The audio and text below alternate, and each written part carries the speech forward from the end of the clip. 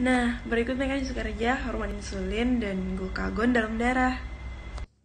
Peran insulin dalam metabolisme tubuh yaitu menurunkan kadar gula darah dengan cara menurunkan pembentukan siklik AMP sehingga menyebabkan terjadinya peningkatan glikogenesis, glikolisis, dan lipogenesis.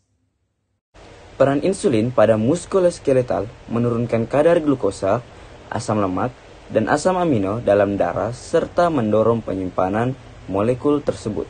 Insulin memudahkan penyerapan glukosa dan asam amino ke dalam otot rangka dan hati, berperan dalam proses glikogenesis. Dalam hal ini, insulin juga menghambat pelepasan glukosa hati dan produksi glukosa baru dari senyawa non-karbohidrat.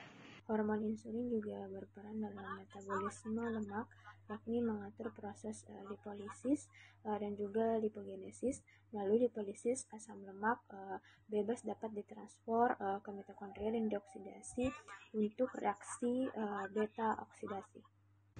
Insulin menstimulasi penyerapan glukosa di hati dan jaringan adipose, serta mendorong terjadinya lipogenesis.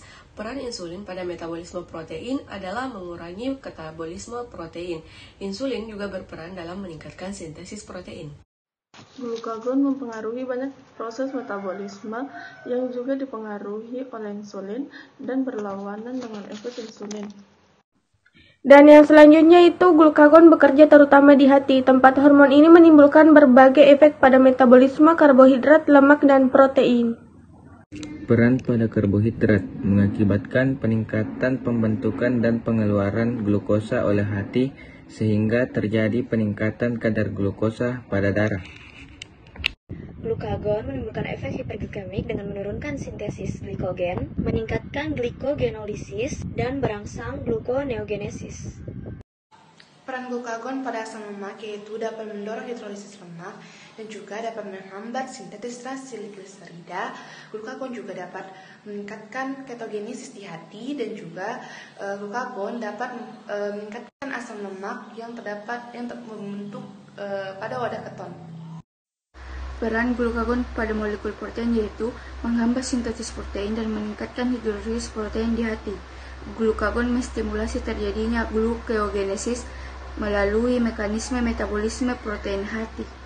Nah, perubahan yang terjadi dalam tubuh kita saat kita berpuasa akan berbeda-beda tergantung lamanya kita berpuasa.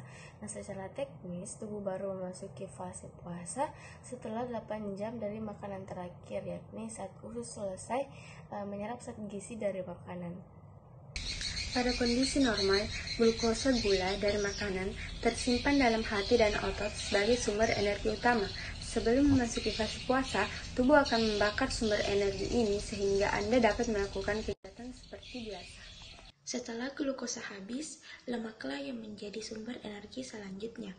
Tubuh Anda yang awalnya membakar glukosa, kini beralih melakukan metabolisme lemak saat Anda berpuasa. Dengan kata lain, puasa bisa membuat tubuh Anda membakar lemak. Jika lemak habis, tubuh terpaksa memakai protein sebagai sumber energi. Penggunaan protein sebagai sumber energi tidaklah sehat, karena protein yang dipecah berasal dari otot. Pembakaran protein lama-kelamaan bisa membuat otot menjadi kecil dan lemah. Diabetes mellitus atau DM didefinisikan sebagai suatu penyakit atau gangguan metabolisme kronis dengan multietiologi yang ditandai dengan tingginya kadar gula darah yang disertai dengan gangguan metabolisme karbohidrat, lipid, serta protein sebagai akibat insufisiensi fungsi insulin. Insufisiensi fungsi insulin dapat disebabkan oleh gangguan atau definisi produk insulin oleh sel-sel beta Langerhans, kelenjar pankreas, atau disebabkan oleh kurang responsifnya sel-sel tubuh terhadap insulin. Obesitas merupakan suatu kondisi terjadinya penumpukan lemak dalam jumlah sangat banyak di dalam tubuh. Kondisi ini membuat berat badan berada di atas batas normal. Obesitas merupakan suatu kondisi terjadinya penumpukan lemak di dalam jumlah banyak di dalam tubuh, yang dimana kondisi ini membuat berat badan di atas batas normal dapat diartikan peningkatan berat badan di atas 20% dari batas normal.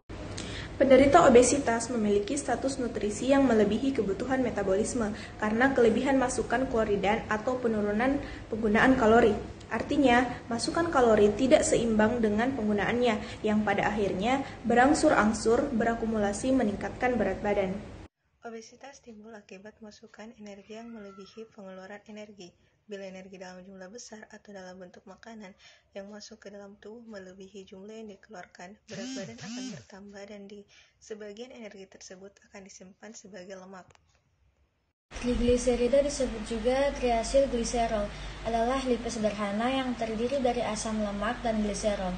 Trigliserida terdiri dari 3 asam lemak yang masing-masing berhubungan dengan gliserol tunggal.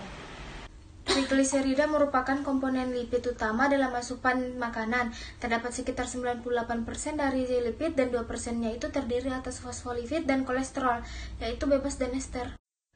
Trigliserida dapat disimpan dalam jumlah berlimpah untuk memasak kebutuhan energi tubuh selama berbulan-bulan, seperti dalam kasus orang obesitas. Trigliserida disimpan dalam jaringan adiposa, otot rangka, hati, paru-paru, usus untuk menghasilkan energi untuk proses metabolisme.